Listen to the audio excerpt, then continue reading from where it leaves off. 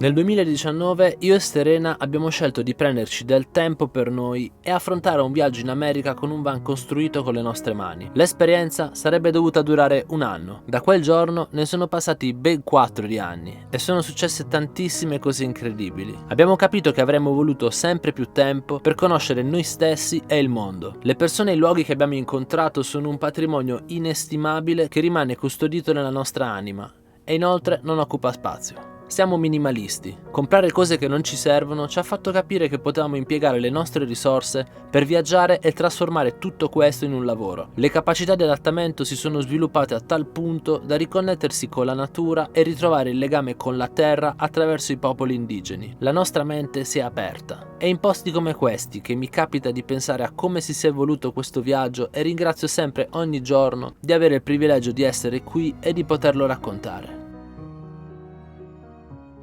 Ma adesso basta con la parte emozionale, torniamo tra la sabbia e il vento in alta quota sull'altopiano boliviano. Siamo a 4500 metri e stiamo affrontando da 3 giorni delle strade veramente sconsigliate per il nostro mezzo. La follia di essere saliti fin qui è stata ripagata da paesaggi spettacolari, una successione di lagune salate, fenicotteri, geyser e vulcani. Nonostante alcuni imprevisti ce la stiamo facendo, anche grazie ai nostri amici italiani che sono stati con noi tutto il tempo. Ormai siamo quasi alla fine di questo percorso incredibile e non vediamo l'ora di scoprire gli ultimi chilometri di questo viaggio pazzesco in Bolivia prima di entrare nel prossimo paese. Salgo a caminar al sol por nuestro lago y por donde mire te veo en todos lados. Tantos recuerdos, cuánto hemos pasado.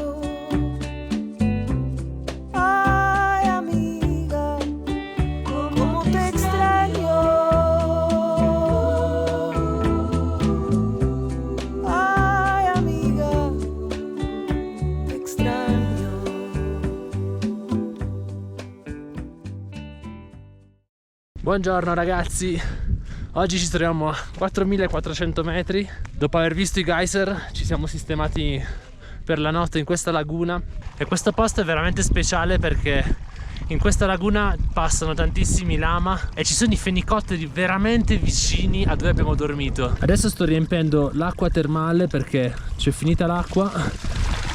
Qui siamo nel mezzo del nulla, questa qui la useremo solo per lavare i piatti. Questo posto è veramente famoso perché qui tutti i tour si fermano perché ci sono delle acque termali che vengono dal sottosuolo e poi riempiono questa laguna meravigliosa e noi ci siamo fatti il bagno stamattina praticamente a 2 passi dai fenicotteri. Ecco, questa è la situazione, ci sono i lama che passeggiano tranquilli e queste sono le sorgenti termali, acqua che arriva a 38 gradi. Ha fatto parecchio freddo, sicuramente siamo scesi sotto zero. Io mi sto riprendendo un po' da tutte le scottature che ho preso al Salar. Più che scottature sono proprio ustioni, nonostante mi fossi messo la protezione. E il programma di oggi è andare a visitare l'ultimo posto di questa ruta della Lagunas, che veramente è stata incredibile. La strada è migliorata parecchio perché qui vicino c'è una miniera di acido barico e quindi le strade sono un po' più percorribili perché ci sono dei camion che trasportano questo minerale. La frontiera del Cile è dietro quelle montagne, saliremo ancora. Adesso accendiamo il van che è lì in fondo vicino a tutti questi ostelli, questi piccoli comedor dove si fermano i turisti. Vi faccio vedere anche le terme un attimino dove siamo stati al costo di soli 80 centesimi. E penso che tra oggi e domani passeremo questa incredibile frontiera lasciando la Bolivia dopo circa 20 giorni di viaggio ed entrare nel nostro penultimo paese, che è il Cile. Questo è il nostro posto per la notte, dove siamo riusciti a trovare un piccolo collegamento internet satellitare e come vedete sono tutti fuori strada dei tour, i nostri amici, e noi siamo gli unici con un van a 2 ruote motrici. E questo ragazzi è il paesaggio con il quale ci siamo svegliati stamattina. Questa pozza è la pozza di acque termali che raggiunge una temperatura di 38 gradi e come si può vedere i fenicotteri sono proprio lì dietro.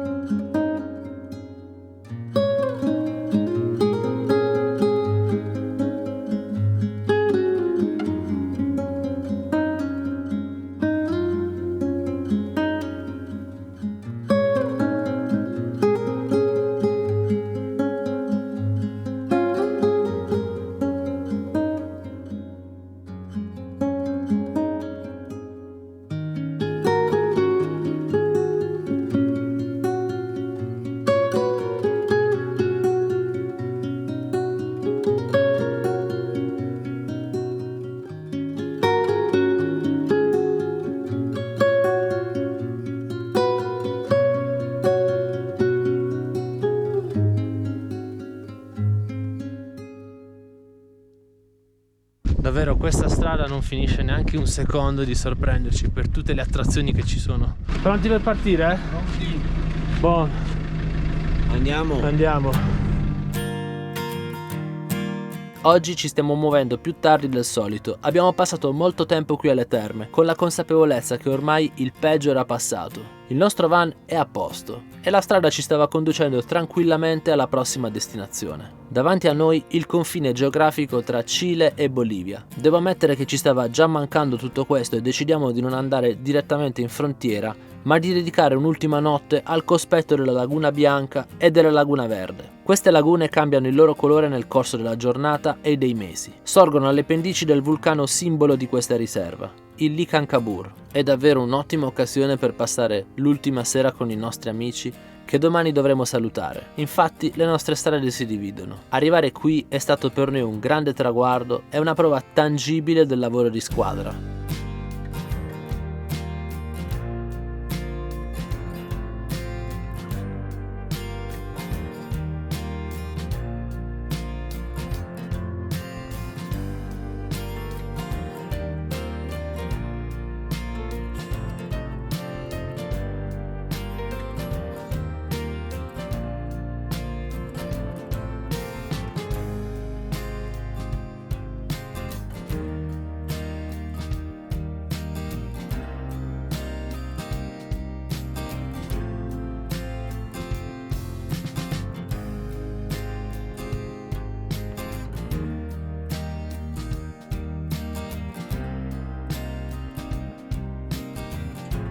Oggi è il nostro ultimo giorno qui in Bolivia, ci siamo svegliati con questo cielo magnifico davanti a queste montagne colorate che poi sono tutti vulcani che rasentano i 6.000 metri di quota.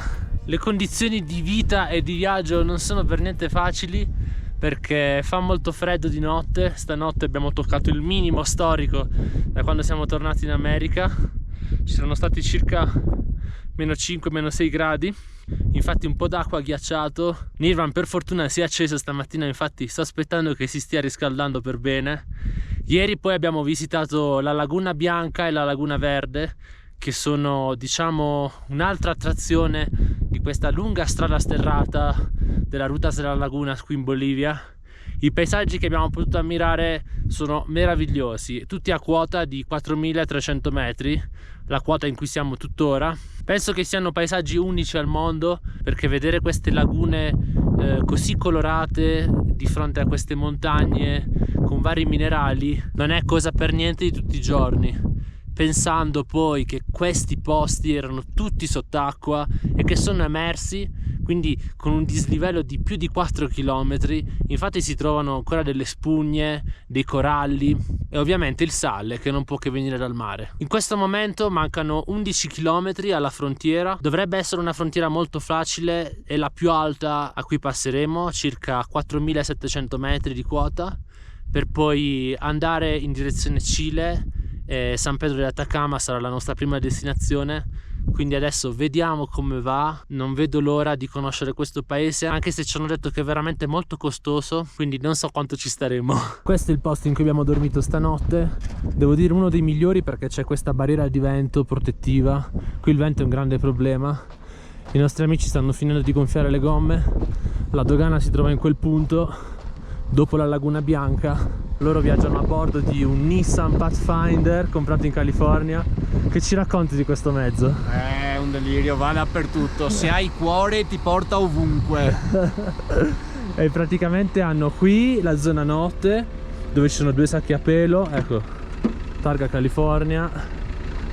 Questa è la zona notte e poi sotto hanno tutto lo storage con la cucina che poi spostano qui e cucinano al riparo dal vento, e poi davanti c'è la cabina di guida, molto semplice e però vai dappertutto, efficace, passa dappertutto. Sarà un dispiacere lasciarvi, raga. Oh, ma ci rivediamo, sì. No?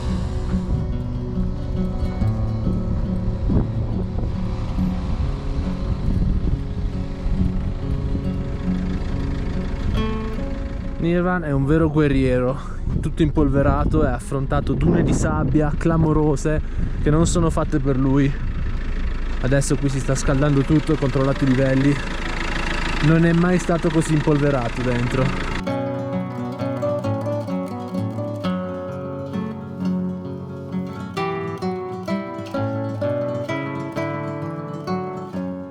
oggi è giornata di frontiera, entreremo in Cile, siamo arrivati adesso alla dogana, nel mezzo del nulla, nel deserto, è veramente piccolina, adesso siamo arrivati ai controlli, quindi iniziamo. Ecco qua, questa piccola dogana in mezzo al deserto. Siamo arrivati alla dogana boliviana e abbiamo appena cancellato il permesso temporaneo. Adesso ci hanno aperto il cancello e proseguiamo.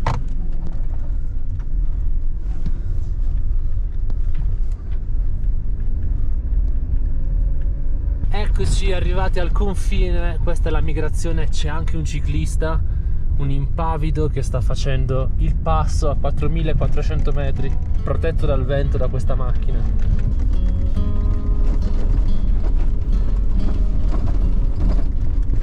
Adesso io e Serena dobbiamo fare l'uscita dal paese con i nostri passaporti e poi la migrazione del Cile sarà più avanti, dopo questo passo, dove c'è tantissimo vento.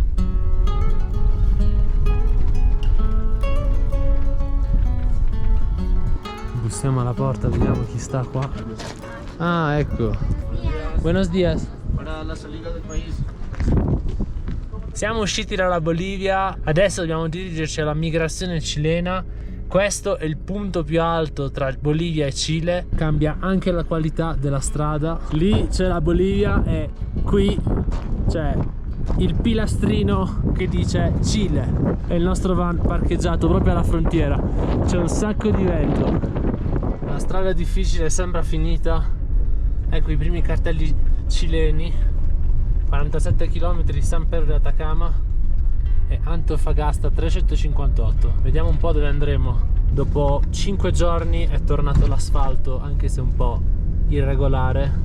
Lì in fondo c'è la migrazione, andiamo a fare tutte le pratiche per il nostro guerriero e per noi. Dobbiamo raccontarvi la nostra esperienza in ingresso al Cile. Purtroppo non è stato possibile riprendere quello che è successo. Quando hanno visto la telecamera mi hanno fatto cancellare tutte le clip e hanno anche controllato che le avessi correttamente cancellate. Il controllo in dogana è stato veramente il più rigido e approfondito di tutto il viaggio. In Cile non si può entrare con carne, frutta e verdure, ma non solo. Abbiamo appena passato la migrazione del Cile, è stata forse la frontiera dove hanno controllato di più. In pratica, tra l'altro, Carlo stava filmando con la GoPro e il signore si è arrabbiato, ha fatto cancellare tutti i video e quindi non abbiamo ripreso niente. Comunque hanno controllato tutto, anche sotto le perline, hanno controllato il frigo perché non si può portare niente. Non avevamo quasi niente, però appunto hanno buttato via i limoni, un cetriolo che avevamo avanzato, la cipolla, e poi hanno trovato delle uova, ci eravamo anche dimenticati di averle, e quindi da quel momento hanno controllato veramente ogni angolo del van e volevano buttarci via anche i fiori secchi che abbiamo come decorazioni, quindi veramente super rigidi. Quella lì è la frontiera dove ci hanno veramente controllato di tutto. Praticamente siamo entrati in questo tunnel e poi 3 agenti della dogana sono entrati nel nostro van, hanno aperto le porte di dietro, il portellone laterale, insomma si sono stesi sul nostro letto poi con dei vestiti sporchissimi, quindi adesso dovremmo cambiare le lenzuola. Però amen, siamo entrati in Cile, abbiamo tutti i documenti a posto, adesso il nostro viaggio prosegue verso San Pedro de Atacama. Questa è la strada appena dopo il desvio per la ruta de las Lagunas. Adesso ci aspettano 2500 metri di dislivello in giù su asfalto, per fortuna, e sto riportando la pressione delle gomme a 4 bar dai 2 a cui le avevo sgonfiate per fare questa strada magnifica. In realtà gonfiare le ruote a queste quote non è una cosa banale. L'aria è rarefatta e l'atmosfera ha una minore pressione, quindi il nostro piccolo compressore impiega veramente ore per comprimere la stessa quantità d'aria rispetto alla quota del mare. Siamo entrati nella seconda regione cilena, ovvero quella di Antofagasta. Il Cile si sviluppa per una lunghezza totale che supera i 5.000 km. Stiamo percorrendo una delle discese più dirette esistenti sulle Ande e forse al mondo. 15 km di discesa per 2.500 metri di dislivello in linea retta, con molte piste ben segnalate per le frenate di emergenza in caso di problemi ai freni. L'esperienza è molto particolare perché raramente si ha l'occasione di godere di una vista così profonda e panoramica verso le pendici delle Ande. Inoltre può anche rivelarsi una via pericolosa per il nostro corpo perché Nel nostro caso stiamo scendendo, è vero, ma per chi sale, passare da 2500 metri a 4500 metri in così poco tempo può causare dei malori per la quota troppo elevata. Dopo 2 mesi a più di 3500 metri per la prima volta stavamo scendendo a quote più normali. Questa è in assoluto una delle discese più assurde che abbiamo mai fatto. Siamo passati in circa 15 km da una quota di 4500 metri a una quota di 2500 metri e adesso stiamo per entrare a San Pedro de Atacama, che è la prima città del Cile. Il paesaggio è desertico, la strada è perfettamente asfaltata e siamo alle porte del deserto di Atacama, che è uno dei luoghi, se non il luogo, dove piove meno ogni anno.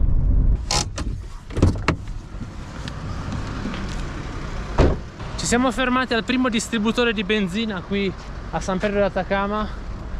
Sullo sfondo ci sono tutti i vulcani. Noi la notte scorsa abbiamo dormito dietro quel vulcano lì che si vede proprio a forma di cono. I prezzi della benzina sono clamorosi per essere in Sud America. Il diesel costa circa 1,35 euro, mentre la benzina 1,45 euro, 1,50 euro. Ma la cosa più bella è che adesso possiamo gonfiare le ruote più velocemente, perché c'è questo super servizio di compressore d'aria dove si selezionano i PSI e poi si gonfia. Non siamo per niente abituati a tutta questa tecnologia, sembra proprio un ritorno alla civiltà.